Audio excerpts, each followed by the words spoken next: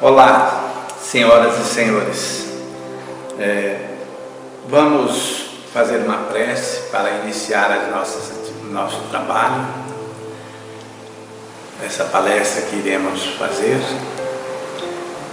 através daquela prece que Jesus nos ensinou. Pai nosso que estais nos céus, santificado, Senhor, seja o vosso nome. Venha a nós o vosso reino. Seja feita a vossa vontade, assim na terra como nos céus. O pão nosso de cada dia dai-nos hoje e sempre. Perdoai, Senhor, as nossas dívidas, assim como nós perdoamos aqueles que nos têm ofendido. Não nos deixeis cairmos em tentações, mas livrai-nos, Senhor, de todos os males, porque Teu é o reino, o poder, a glória eterna para sempre. Que assim seja. Graças a Deus. Então nós vamos ler aqui do Evangelho segundo o Espiritismo, capítulo 2. Meu reino não é deste mundo. Tornou, pois, a entrar Pilatos no pretório e chamou a Jesus e disse-lhe: Tu és o rei dos judeus? Respondeu-lhes Jesus: O meu reino não é deste mundo. Se o meu reino fosse deste mundo, certo que os meus ministros haviam de pelejar para que eu não fosse entregue aos judeus. Mas por agora o meu reino não é daqui. Disse-lhe então Pilatos: Logo tu és rei? Respondeu Jesus: Tu o dizes que sou rei. Eu não nasci e nem vim a este mundo, senão para dar testemunho da verdade. Todo aquele que é da verdade ouve a minha voz. Isso é do Evangelho de João, capítulo 18. Depois, em seguida, é feito um comentário de uma entidade espiritual sobre a vida futura. E diz assim: sem a vida futura, com efeito, a maior parte dos seus preceitos de moral não teriam nenhuma razão de ser. E é por isso que os que não creem na vida futura, pensando que ele apenas falava da vida presente, não os compreendem ou os acham pueris. Os judeus tinham ideias muito imprecisas sobre a vida futura. Acreditavam nos anjos, que consideravam como os seres privilegiados da criação, mas não sabiam que os homens um dia pudessem tornar-se anjos e participar da felicidade angélica. Segundo pensavam, a observação das leis de Deus era recompensada pelos bens terrenos, pela supremacia de sua nação no mundo, pelas vitórias que obteriam sobre os inimigos. As calamidades públicas e as derrotas eram os castigos da desobediência. Nós vemos, portanto, que ele faz duas referências interessantes. A primeira é sobre a vida futura. Nós sabemos que o termo vida futura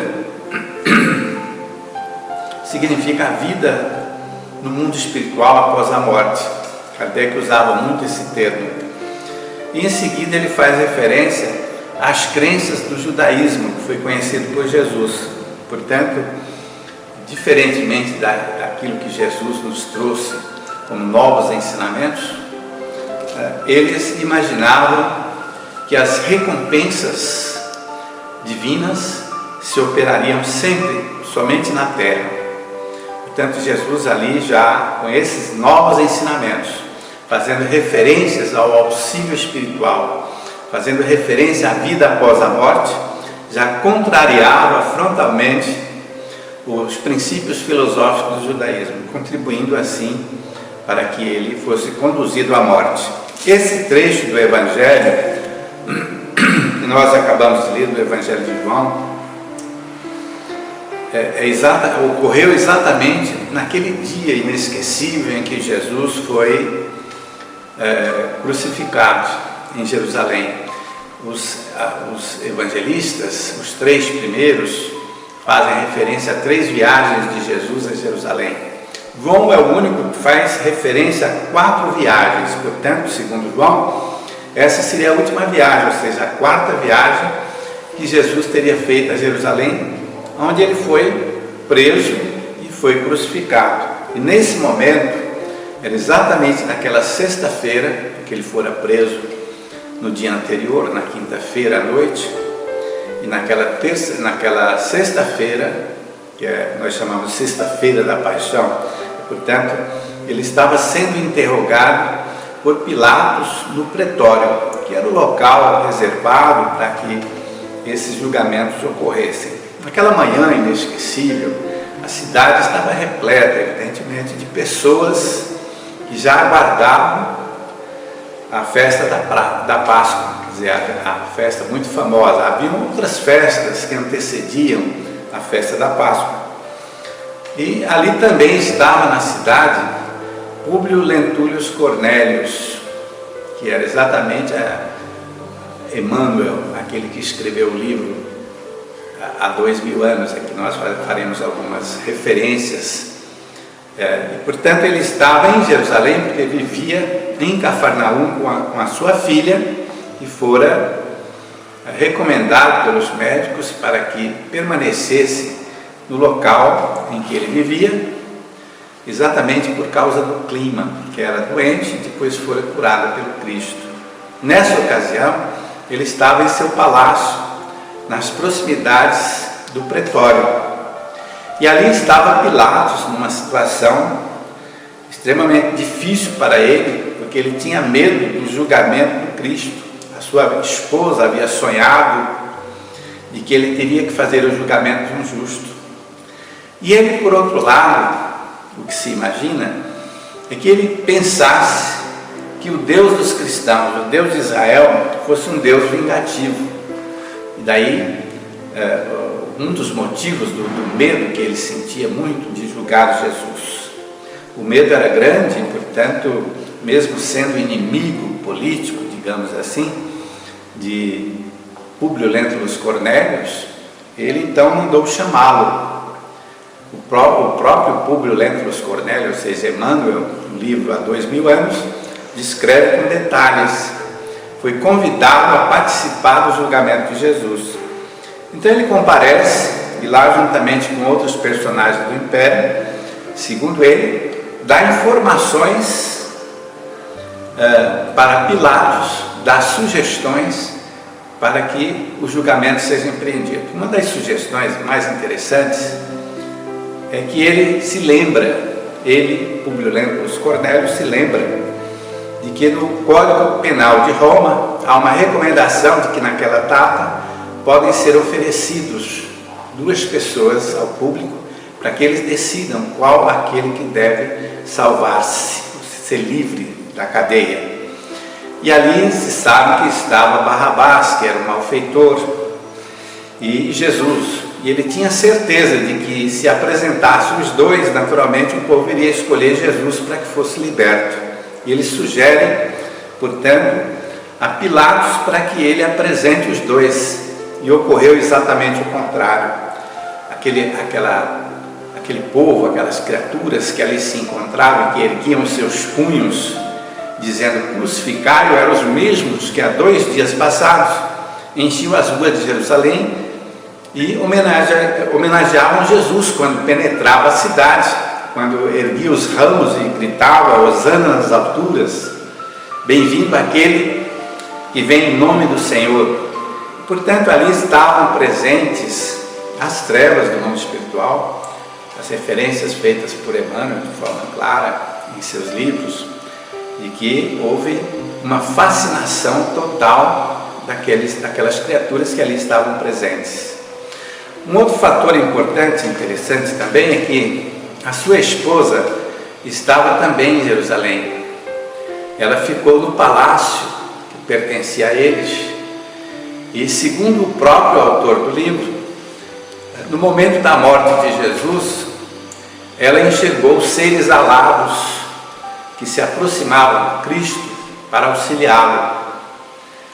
Então, muito interessante, porque eles acreditavam nos anjos, uma crença muito antiga que se transferiu para o âmbito do judaísmo, que até os dias atuais nós sabemos que permanece. Portanto, nós podemos concluir de que todos nós na Terra, todos nós que empreendemos as nossas lutas através de um programa de reencarnação, estamos submetidos às leis de Deus, mas a bondade infinita de Deus é muito grande e todos nós recebemos o auxílio espiritual para que venhamos a solucionar todos os nossos problemas, todas as nossas dificuldades, aprendamos a perdoar, a compreender as ilusões que Deus criou, a fim de que nós, através da crença nesses sonhos, nessas ilusões, venhamos a realizar as nossas tarefas e retornarmos vitoriosos ao mundo dos espíritos. E que o auxílio de Deus, ele vem em todos os momentos da nossa vida, até o momento da nossa morte. Portanto, Jesus recebeu um auxílio muito grande no momento da sua morte. Evidentemente, o próprio autor nos conta de que foi homenageado juntamente com outros senadores romanos naquela época, na reinauguração do grande circo de Jerusalém, o grande circo que havia sido destruído por ocasião do incêndio de Roma, no dia 16 de julho do ano 64. Portanto, nesta festividade, muitos cristãos foram oferecidos às feras famintas, os leões famintos da África, que faziam parte do acervo de animais do Império. E ali então, ele muito preocupado, ele conta que durante muitos anos preocupadíssimos, porque não sabia que a sua esposa houvera sido devorada pelos leões famintos, e imaginava constantemente os sofrimentos que ela havia experimentado. Quando então, antes de nos trazer essas revelações, ele foi informado de que a sua esposa recebera apenas a pata do leão sobre o peito e que não havia sofrido tanto como ele imaginava. Então nós podemos observar que os cristãos, aqueles que se propuseram a dar a vida por amor a Jesus, foram tão auxiliados até o momento da sua morte, e que o Cristo, naquele instante decisivo, naquele instante, nos últimos momentos da sua vida na terra, recebia, portanto, o auxílio de seres alados, que foi presenciado pela esposa de Públio Lentulus Cornélio, nos dão demonstrações efetivas de que possamos imaginar e crer, e que todos nós, indistintamente, independente de sermos ou não espíritos elevados, estamos constantemente sob a proteção de Deus. Quer dizer, a proteção durante o período da reencarnação, durante a execução das nossas tarefas, durante as provações que enfrentamos e também até o momento da nossa morte. Portanto, devemos viver com tranquilidade na terra. E o ideal seria até que talvez, se todos nós fôssemos educados desde criança, na expectativa sempre de aguardar surpresas desagradáveis, de enfrentar dificuldades e provações extremamente difíceis, em vez de sermos educados da forma como se observa que a grande maioria da população da Terra educa os seus filhos para viverem felizes, porquanto a felicidade na Terra, na expressão do termo, não existe. Portanto, o Espiritismo tem a grande missão de esclarecer a sociedade humana, de esclarecer o homem, de esclarecer os pais, os filhos, a fim de que eles possam viver em paz, tranquilos, porém, na expectativa de todo tipo de acontecimento, com a certeza absoluta de que Deus, na sua grandeza, na sua bondade infinita, estará sempre nos auxiliando, sempre nos orientando, sempre nos defendendo. Portanto, desde os momentos em que aportamos deste mundo até o momento da nossa morte, portanto, nós estejamos tranquilos de que, com certeza, de que no futuro nós teremos muitas revelações importantes sobre esses assuntos no ambiente do Espiritismo.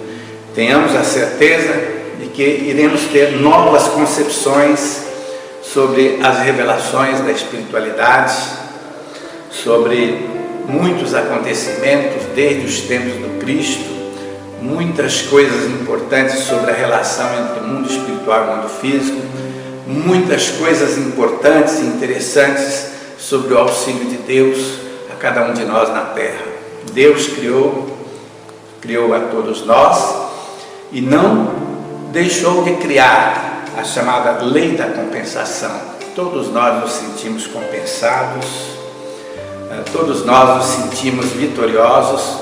Nenhum de nós imagina de que enfrentamos os reinos inferiores da natureza e lá nós sofremos muito, evidentemente os sofrimentos naturais decorrentes do processo de evolução de cada um de nós.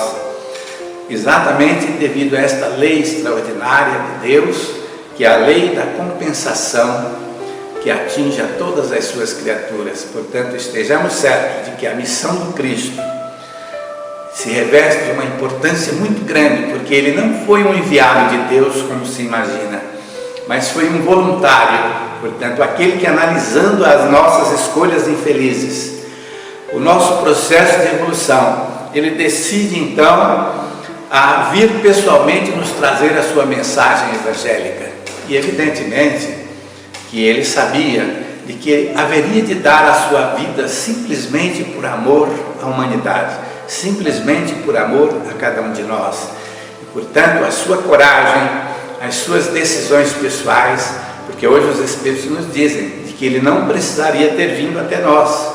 O Emmanuel mesmo faz esses comentários num dos seus livros, onde ele diz que Jesus poderia ter continuado a enviar os seus emissários a todas as regiões da terra, como sempre o fez, e o seu evangelho seria transferido gradualmente para a sociedade humana. Porém, após observar a nossa conduta, as nossas escolhas coletivas e individuais, ele sentiu a necessidade de pessoalmente vir nos trazer a sua mensagem. E, portanto, ele tomou a decisão de, inclusive, dar a sua vida por amor a todos nós, por amor à humanidade, num sentimento extraordinário, aonde nós podemos hoje imaginar de que como seria a humanidade se o Cristo não tivesse vindo pessoalmente nos trazer a sua mensagem evangélica. Fica, portanto, esta interrogação que é feita pelos Espíritos, que hoje, se refletirmos, ela atinge a cada um de nós. Como seria a evolução da sociedade humana hoje se o Cristo não tivesse nos trazido os seus exemplos, a sua mensagem de amor e de redenção, se o Cristo não tivesse tomado com a sua liberdade a decisão de vir pessoalmente nos trazer o seu Evangelho. Portanto, o Cristo, segundo os Espíritos hoje, não precisaria ter vindo sofrer da forma como sofreu. No entanto, ele decidiu vir por amor a todos nós. Portanto, devemos muito ao Cristo, que é aquele que nos conduz desde o princípio e que nos conduzirá até atingirmos a presença de Deus. E que Jesus, que o nosso Mestre, nos abençoe sempre. Vamos então fazer as nossas vibrações, continuando com o nosso pensamento elevado a Deus e ao Cristo, rogando ao nosso Pai, ao nosso Mestre, que nos abençoe a todos, que nos orientem, que nos auxiliem na nossa jornada, que nos dê sempre as intuições que mais necessitamos para enfrentarmos todas as dificuldades, todos os problemas, para vencermos com resignação todas as provações a que nós nos submetemos, na certeza de que todo sofrimento, toda dificuldade é passageira, na certeza de que a bênção de Deus se estende a cada uma das suas criaturas, fazendo com que a nossa fé se transforme, se modifique, aumente cada vez mais, a fim de que possamos alcançar a vitória da presente encarnação. Que Deus nos abençoe. Obrigado a todos e até a próxima.